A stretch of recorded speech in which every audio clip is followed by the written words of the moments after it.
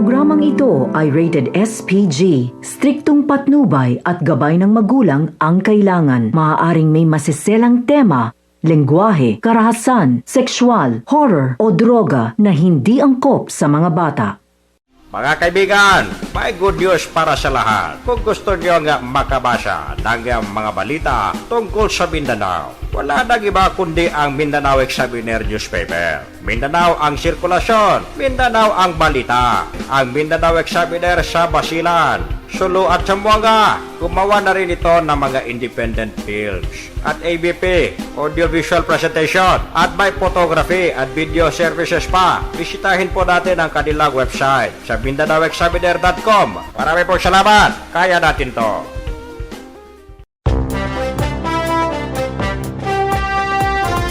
Alright, isang mainit na araw ng Huwebes, mga kaibigan. Mayo 6 tayo ngayon. Kayo po ay nakikinig sa Radyo Mindanao. Ito po ang abang lingkod, Al Jacinto. At kasama ang aming technical director, si Reynold Ong.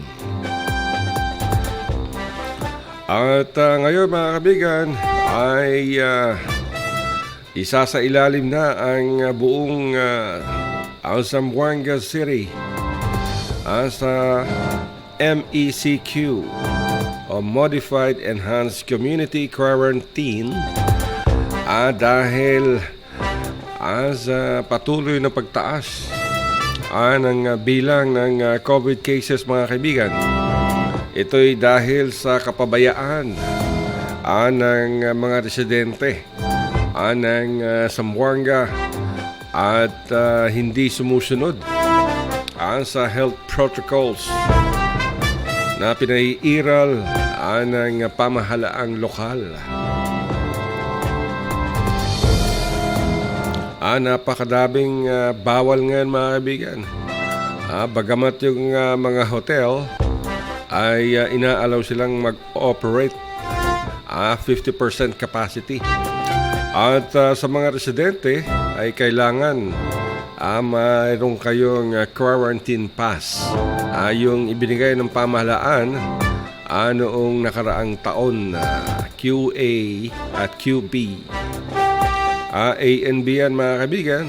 So alam niyo na kung kailan maaaring lumabas ang taong may quarantine pass na letter A.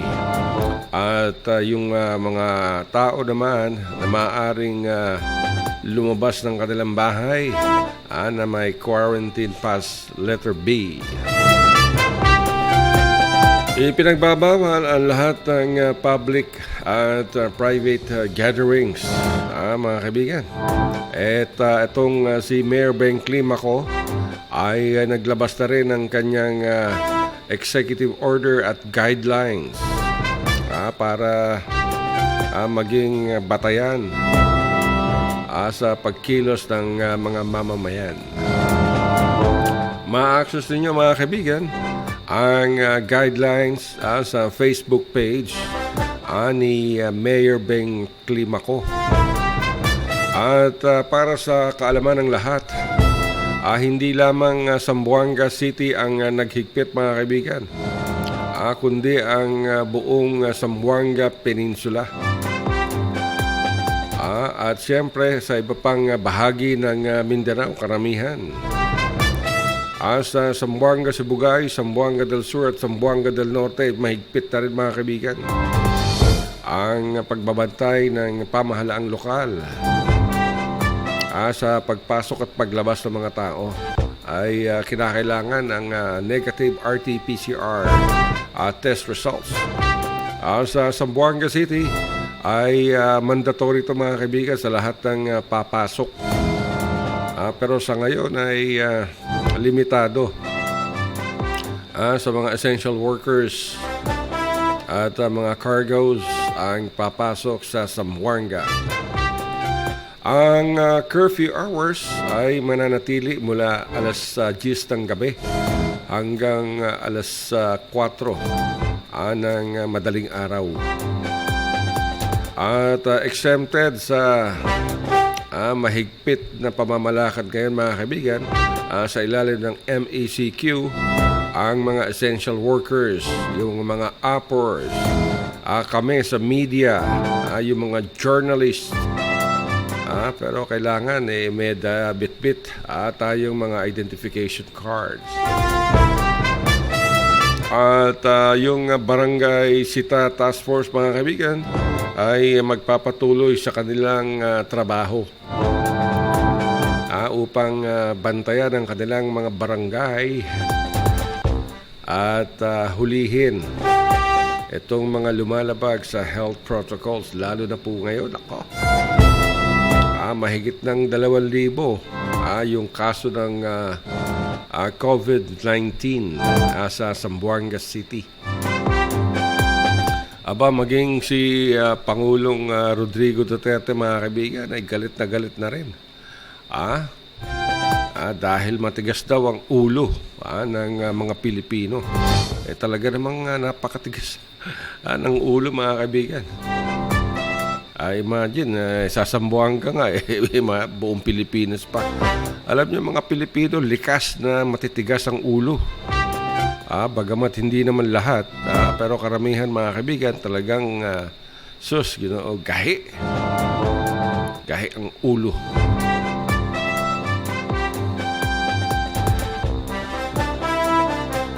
At sinabi ni Mayor Beng Climaco na magsisimula ngayong Sabado mga kaibigan, Mayo 8, ang implementasyon ng MECQ.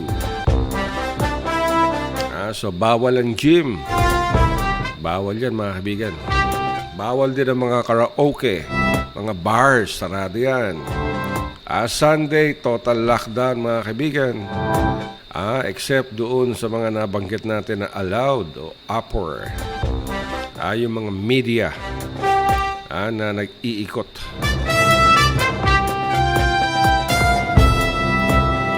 At para sa kaalaman ng lahat mga kaibigan, naglabas ng advisory mismo si Mayor Beng Climaco.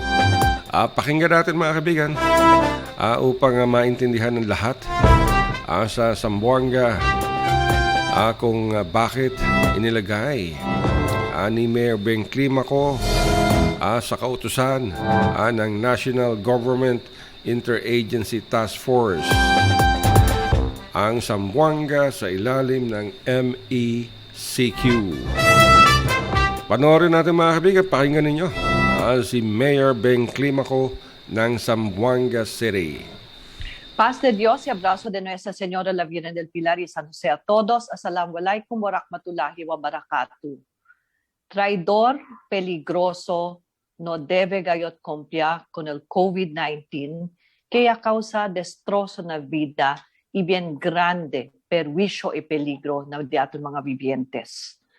After being placed under MGCQ since August 16, 2020, Zamboanga City reverts to the Modified Enhanced Community Quarantine or MECQ. Effective Saturday, May 8, 2021, until such time the menace subsides.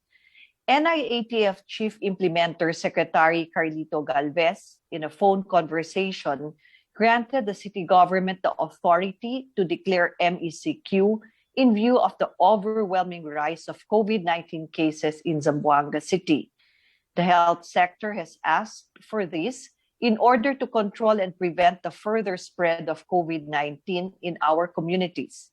This will also provide them the needed respite and breathing space to be able to recharge. COVID cases are swelling in Zamboanga City, and it is tagged high-risk area in the region. This week, the City Health Office continues to record its high number of cases, and as of today, active cases have soared to almost 2,000 and 254 deaths. In light of NIATF declaration, I have issued Executive Order 565, declaring the Modified Enhanced Community Quarantine in the city of Zamboanga and providing the guidelines for its implementation. Among the salient features of the executive order are the following. Number one, the establishments providing basic necessities and such activities related to food and medicine production shall remain open. Number two, movement of people shall be limited to accessing essential goods and services, and for work is permitted offices and establishments or activities allowed during MECQ. The no RT-PCR, no entry policy for all persons who will arrive to the city of Zamboanga will continue to be implemented based on the authority of the local government unit. Number four, government instrumentalities and agencies shall be fully operational with a skeleton workforce on site and the remainder under alternative work arrangements. Kay montón del diatod mga opisina ta queda afectado el mga vivientes por causa taman lockdown. Number five, the maritime and aviation sectors of public transportation shall be allowed to operate at such a capacity and protocols in accordance with the guidelines issued by the DOTR or other laws. The movement by land, air, or sea of all types of goods, cargoes, including their personnel and delivery vehicles to and from their destination shall remain unhampered. Number seven, all public and private gatherings are temporarily suspended for the duration of this order unless otherwise lifted. Religious gatherings shall be allowed up to 10% of the venue capacity. Number eight, curfew will be imposed on individuals in all public places from 9 o'clock in the evening to 5 in the morning from Monday to Sunday. The quarantine pass in number 9 will be the basis of movement of people within the city. QP holders, bearers A, shall be authorized to get out from their houses from Monday, Wednesday, and Friday, while quarantine pass holders, bearers B, shall be authorized to get out of their houses from Tuesday, Thursday, and Saturday to access basic necessities and provisions for food and essential health services, including other acts now allowed during MECQ. Number 10, Sunday shall be closed for the general cleaning of establishments and public areas.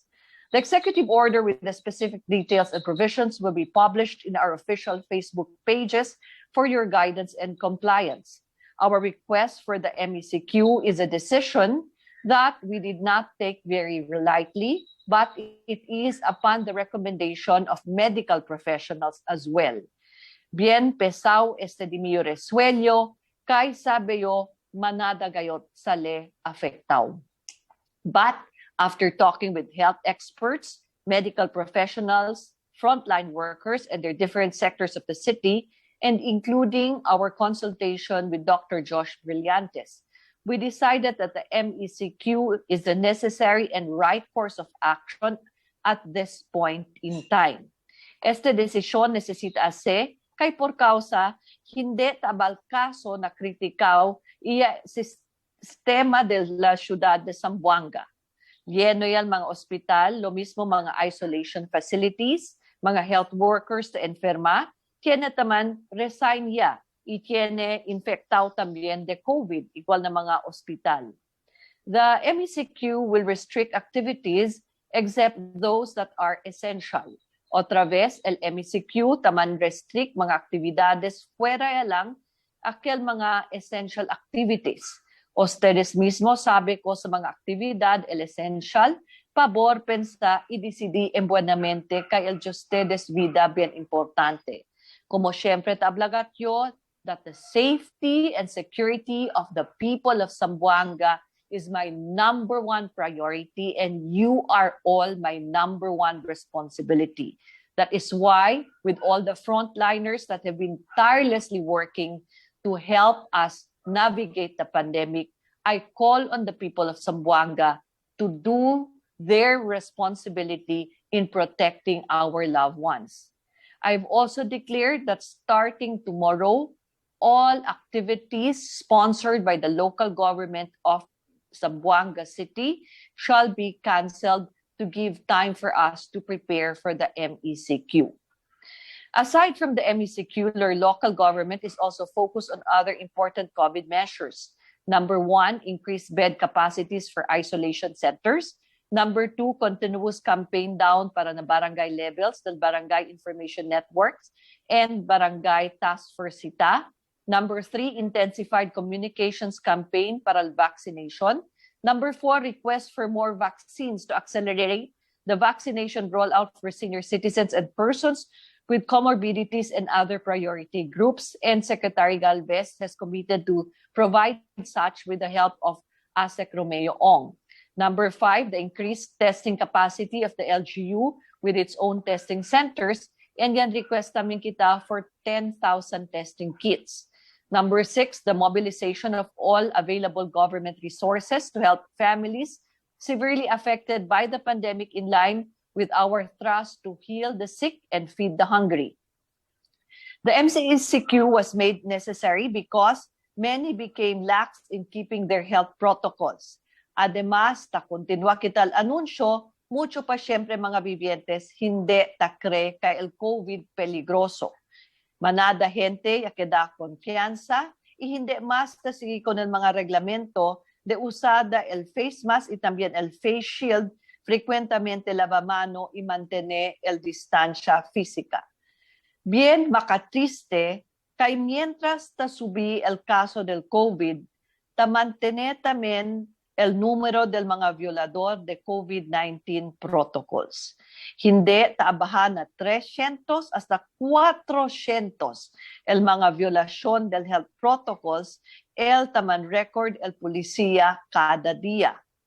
Onde el de ustedes cooperación, onde el vigilancia, onde el amor para el di aton familia, el comunidad y el di aton ciudad. Despite repeated calls from all government sectors, from doctors, hospitals, administration, the business community, from the security sector and the private sector, from the religious leaders and groups. Ta silang ustedes syempre pasa de broma el COVID. Now, we are back to MECQ. We all know how tough this will be. I ask you once again, querido compoblanos de Ciudad de Zamboanga, pabor, uwi y obedece con el mga COVID protocols. Let us pay attention, cooperate, and obey. But the MECQ is not something I take lightly. As mayor, I know what it will mean for our city, for my city, my people, when the MECQ is declared. But it is something that we need to do because we want to protect our health professionals, more so our hospitals. And this is my commitment to all the Be Happy and the frontliners in the medical profession. But if this must be done, otherwise, we will face a health calamity when our COVID cases will soar and paralyze our health system. We are in this together. El pelea contra COVID, hindi lang del gobyerno lokal, del mga doktor y healthcare workers, del mga barangay o del sektor de seguridad. This should be a whole of a city approach. Gobierno, privado, non-government organizations, national government agencies, y todo residente. Joven man o de edad, rico man y pobre, de pueblo o de aton mga far-flung barangays, Kristiyano man, Muslim or IPs, todo debe man ayudahan. You, my people of Zamboanga, you are important. If not, the most important part of our COVID response, kay si tu nuay plano koopera, isigi con el mga reglamento, por nuay nada lang el esfuerzo del Gobierno Local. The success of our COVID response rests on each and every one of us. I would like to address the families of the COVID victims, especially the orphans who have lost their loved ones all of a sudden. This is quite a very difficult time, and so the local government unit expresses our condolences to you. We pray that others who still have their families with them will value and treasure the lives of their loved ones. Lastly, en calor del Gobierno Local, el CDRMO Chief Implementer Dr. Apolinario, Dr. Dulce Miravite, y todo ng Gobierno Local. Taase kami este apelo para con ustedes todo, querido, amables ciudadanos de Zamboanga, kay por causa este tiempo, te requiere kita el cooperación de todo. Dale kita rezos para con aquellos que ya despedí un de repente y el mga familia que ta supri. Y dale también kita rezos para puede también recubrir el mga COVID patients y dale el fuerza esperanza con aquellos na frontera que te ayuda kanila recuperar. Como siempre, en la vida del día de mga vivientes, bien importante, y te pidió como el gobierno local por medio del Sangguniang Paglungsod que hace pasar resolución, te soporta con el MECQ, soporta también kita el día de supplemental budget, kaya aquí ay dale el necesario asistencia, ayuda para puede ser empujar el comida na cada casa, dale ayuda y buen vida y oportunidad de busca vida. Ese es el alcalde Ben Climaco, junto con el diatón compañeros de gobierno local, te hace este apelo y te desea el paz de cada casa, amistad y buen salud. En calor de Sheila Tenit Garnet Bong, Attorney Xavier, y también si Dr. Apolinario and Dr. Dulce and the entire city government. May God keep us safe. Muchísimas gracias y vaya con Dios. Tiene cuidado, kamaya kita. Thank you also to Christian and Ayan, ha? Malinaw yan. Pero yung karagdagang guidelines, mga kaibigan, andyan na yan sa Facebook. Nitong si Mayor. Kaya kailangan basahin natin. Itong mas matindi, mga kaibigan, sa Davao Region. Buong Davao Region naka-total lockdown. Tanging mga lalawigan lamang at lungsod sa loob ng Davao Region ang allowed na travel through sa naturang rehiyon. Yung mga tagalabas, wala. Sa General Santos City, ganun din, mga kaibigan. Nagpatupad na rin ng mas mahigpit na guidelines ang lokal na pamahalaan ng General Santos. At nililimitahan na rin sa mga essential travels ang papayagang makapasok sa General Santos City. Ito ay base, mga kaibigan, sa inilabas na Executive Order number 21 ni Mayor Ronel Rivera.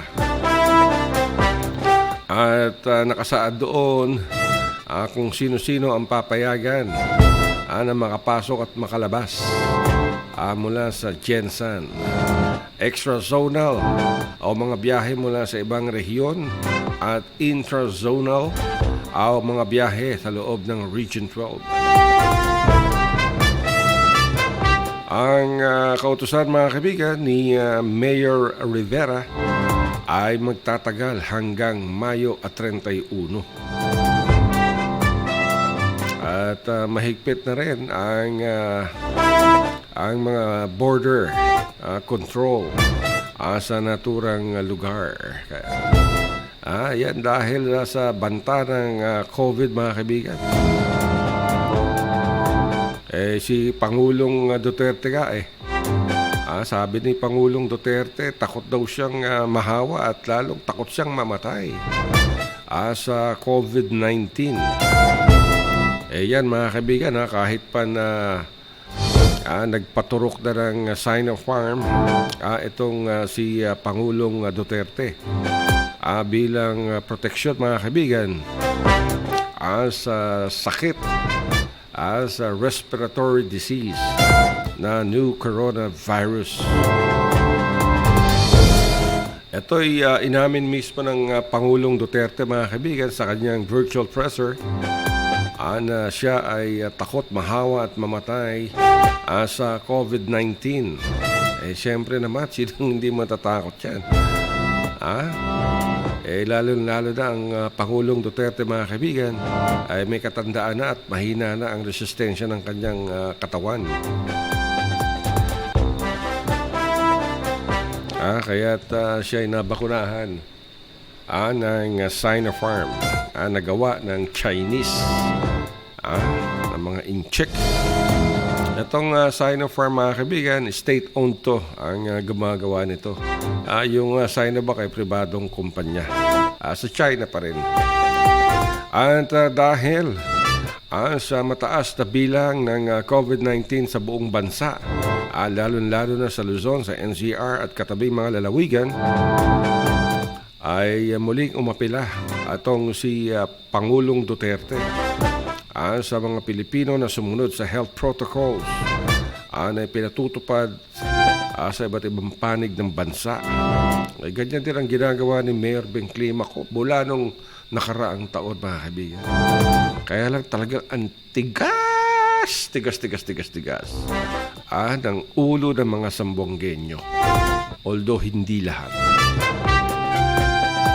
Maging yung mga community pantries mga kaibigan, ipinagbabawal na rin ni Pangulong Duterte at sinabihan na rin ng DILG dahil alam nyo, pag nagkaroon ng community pantries, pinagkakaguluhan to ng mga tao upang makakuha ng anumang libreng pagkain na ibibigay nitong mga organizers ng community pantries.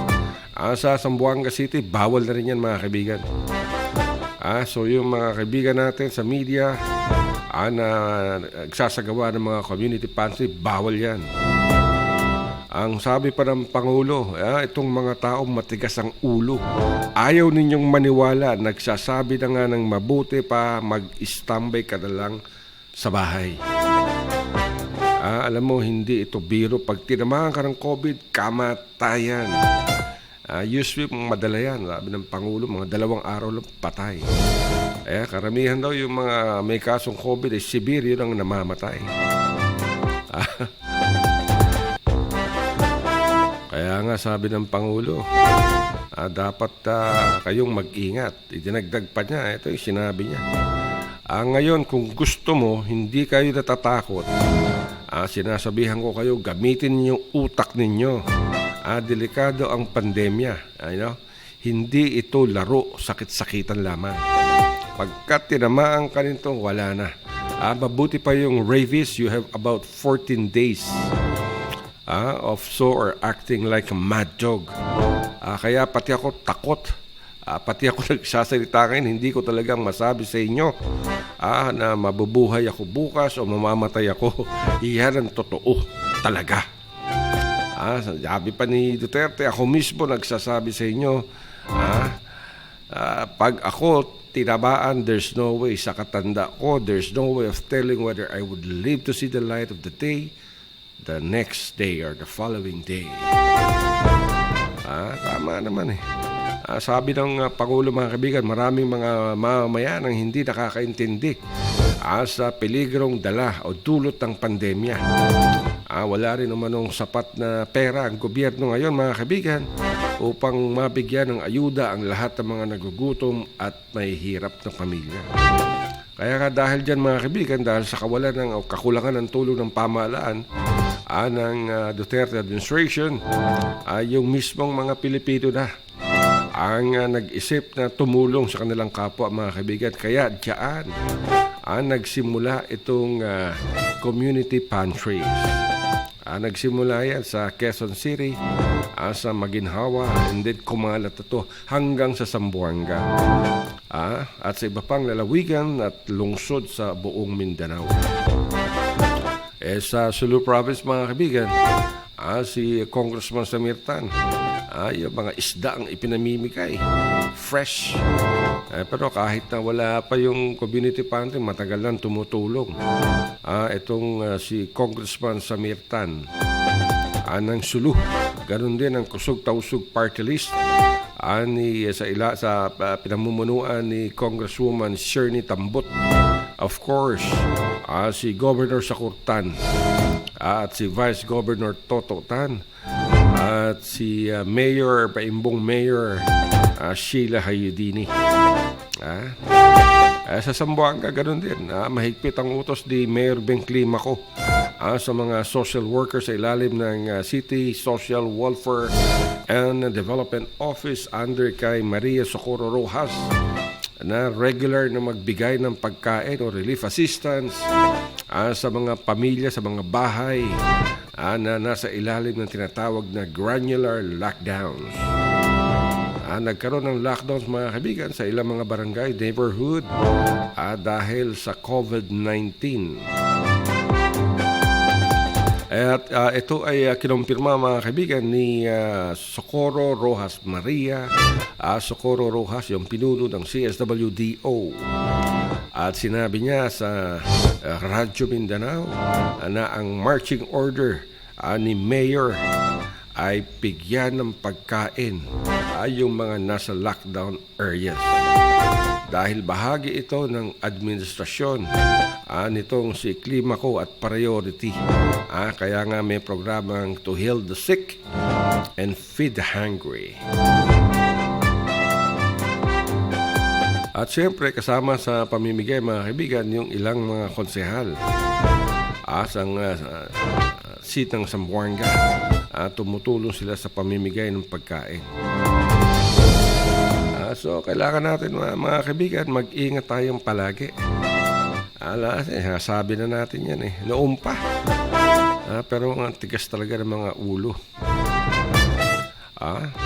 Lalo na ngayon. Nako. Yung COVID, kung saan-saan lang, mga kaibigan, hindi mo alam, kausap mo, may COVID, pero wala ka makikitang simptomas sa kanya. Kung para siyang normal kumilos, magsalita, malakas kumain, di ba? Masaya. Yung pala, ayun ang nangyari, mga kaibigan. Asymptomatic siya, may COVID na pala. So, kailangan na magkita, mga kaibigan. Magkita. Mag-ingat. Bakit magkita ba na ilagay ko? Bawal makipagkita ngayon. Yung may mga palalab dyan. Medyo iwas-iwas muna. Mahirap ngayon. Akala mo, ka-holding hands mo. Yung pala, yung mga kamay niya, meron ng COVID-19. Kaya nga lagi sinasabi ni Mayor, Beng Climaco, gumamit ng face mask, face shields, at laging maghugas ng kamay, soap and water, o kaya alcohol or disinfectant. Marami tayo nakikita sa iba't ibang barangay. Walang face mask, hindi properly ang paggamit ng face mask. Yung face shield, ginagawang parang sombrero. Meron pa nga sa KCC, mga kaibigan. Yung face shield niya nasa likod ng ulo. Ay, nako. Kaya nga, mga kaibigan, kailangan nating nagpapaalala tayo, muli tayo mag-ingat sa sakit. At mahirap pa magkasakit ngayon, mga kaibigan. Walang pera yung PhilHealth. Ikaw ay isang empleyado, walang pera ang PhilHealth. At kung ikaw naman ay walang trabaho, mas lalo kang kawawa. Diba? Gutom yan, mga kaibigan. Wala tayong sagot dyan. Diba? Gutom yan. Tapos ang magagalit ang mga tao kay Mayor Beng dahil nagkaroon ng MECQ, kung hindi ba naman kayo mga bangag. Yung bangag dyan, yung mga hindi nagpa-practice ng physical distancing, yung hindi gumagamit ng face mask at face shield. Tapos sila ang kauna-unahang magagalit at manghihingi ng pagkain sa pamahalaan. Di ba? Lalo-lalo na yung mga hindi taga Zamboanga. Sila pa yung matapang. Ay, lalo-lalo na kung yung mga iba humihingi ng tulong, akala mo nagbabayad ng buwis. Yung mga walang trabaho. Sila pa yung matapang, sila pa yung galit sa gobyerno. Samantarang kami ang nagbabayad ng buwis, wala kaming reklamo. Kung may tulong, salamat. Kung wala, maghanap. Gumawa ng paraan. Hindi naman pwedeng iasa lahat sa gobyerno, mga kaibigan. Yung karamihan na nagrereklamo, yung mga walang trabaho Akala mo may mga buwis silang binabayaran. Kami ang mga working class. Kami ang bubuhay sa gobyerno. Tayo. Tayo mga nagtatrabaho. Dahil kinakaltasan tayo ng SSS. Kinakaltasan tayo ng GSIS kung ikaw ay nasa gobyerno. PhilHealth, Pag-ibig, kung ano-ano pa. So, pag kumain tayo sa labas, may buwis yan.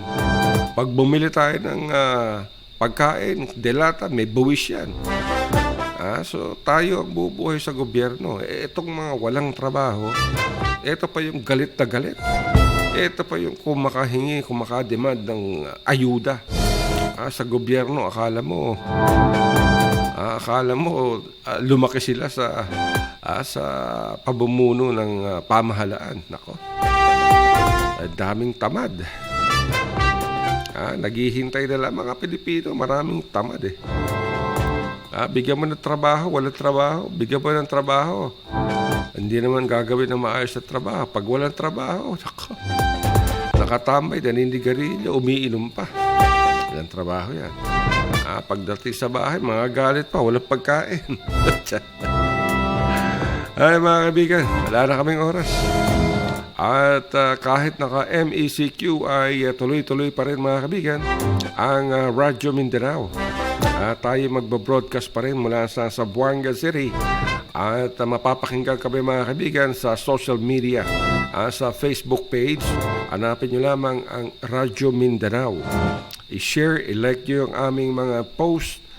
I-share din yung aming page at i-like. At kung kayo ay nagkaroon ng top fan badge, ay maaari magbawagi kayo ng 1,000 piso. At ganoon din sa aming mga media partners, ang The Mindanao Examiner Regional Newspaper at Zamboanga Post. The Zamboanga Post, The Mindanao Examiner Regional Newspaper, nasa Facebook yan mga kaibigan. I-share and like ninyo.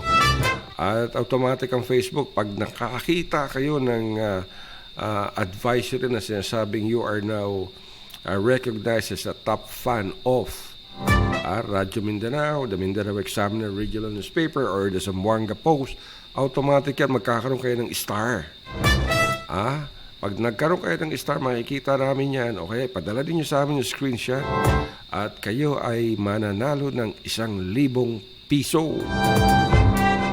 Isang sakong bigas na rin yan. At sa aming mga supporters, maraming salamat sa inyong lahat, sa mga followers natin na palaging nakikinig sa ating programa. Kay Governor Sakurtan ng Sulu Province at nagsalita na ng isang araw, pinakita natin, gumaling na si Governor Sakurtan. Salamat. At siya ay tinamaan ng COVID-19. Napakasipag kasi. Itong si Governor Tan, mga kaibigan. Ang trabaho niya, mga kaibigan, 10 days a week. Ay, imagine. 10 days a week, lagpas sa kalendaryo yung trabaho ng masipag na si Governor Sakurtan. Nung nagkaroon siya ng COVID, naka-isolate siya, mga kaibigan, automatic si Vice Governor Toto Tan, yung kanyang anak, napakasipag din. At ayun, tuloy-tuloy ang trabaho para sa lahat. Walang nagugutom sa Sulu. Dahil sa dami ng ipinamimigay ng gobernador sa lahat ng mga tausug. Pero mga kaibigan, hanggang sa susunod na bukas, kami nagpapasalamat. Ito po ang balingkod Al Hasito. Kasama natin si Reynold Ong, yung aming technical head at technical director sa Radyo Mindanao. Hanggang sa susunod na bukas, Ingat mga kaibigan, gumamit ng face shield, face mask, at palaging maghugas ng kamay. I love you. Mwah. Chip chip.